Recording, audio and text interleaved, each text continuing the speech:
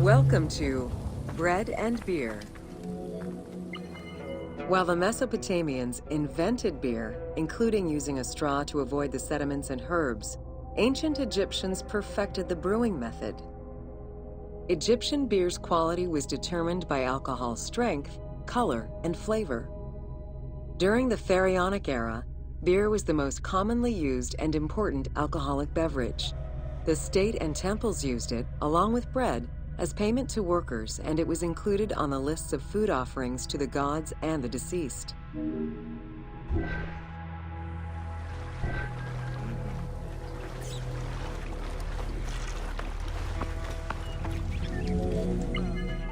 Beer was the popular drink of ceremonies and festivals. The Festival of Drunkenness was even dedicated to it. Considered to be quite nutritional, beer was also significant in the day-to-day lives of ancient Egyptians. Egyptian adults and children consumed beer with all of their meals, and medical texts include hundreds of remedies that contain beer. It remained the most popular alcoholic beverage until the Roman era.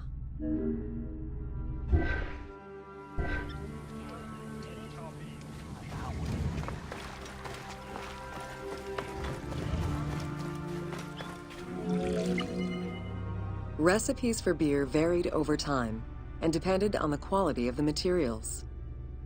Bakers and brewers typically worked alongside one another at the same workshop or house. Many families often produced the quantity appropriate to their own consumption, with better quality beers produced for festivals and other special occasions. The most basic recipe used malted cereal as the main ingredient. Fruits such as dates were added along with honey and spices.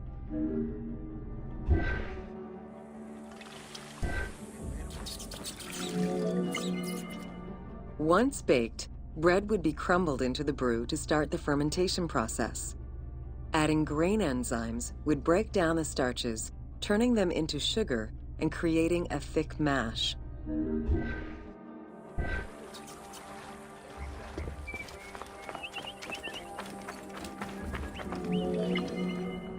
Once ready, the bread and grain mixture was compressed and then strained through a sieve with water into the mix of malt beer.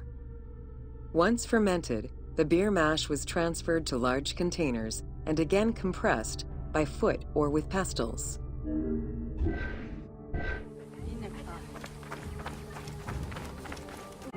Once smooth, the beer was stored in pottery jars and sealed with a clay stopper. It probably couldn't be kept for long and likely had a thick, pasty appearance and texture. Very little was wasted. Leftover grains were reused to make sourdough bread or combined with the next batch of beer.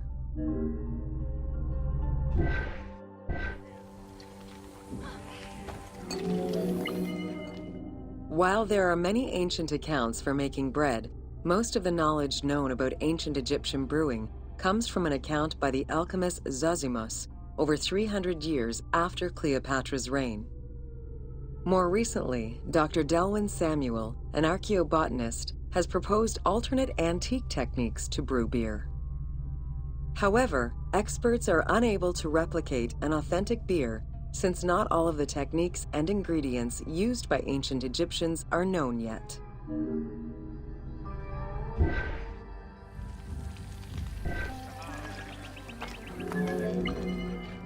Food was prepared on the floor until the Middle Kingdom, when cooking benches were introduced. The introduction of durum wheat improved bread quality, meaning that the upper and middle classes ate better. The poor, however, still made do with a diet consisting of a gruel made of vegetables, softened bread, or barley.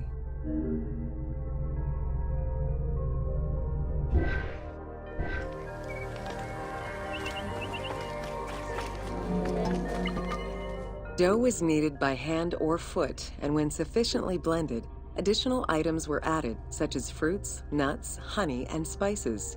To leaven the bread, they added sourdough or leaven from beer brewing. Ovens were circular or beehive-shaped and made with clay or brick. If there was no oven at all, a bread maker used the hot sand to bake flatbread, a technique still in use by some Berbers today.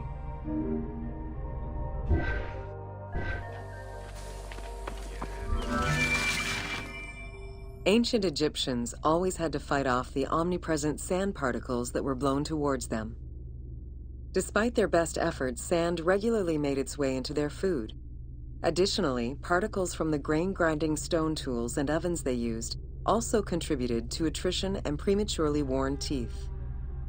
The team tried to portray this through toothache animations and commoners sweeping sand off.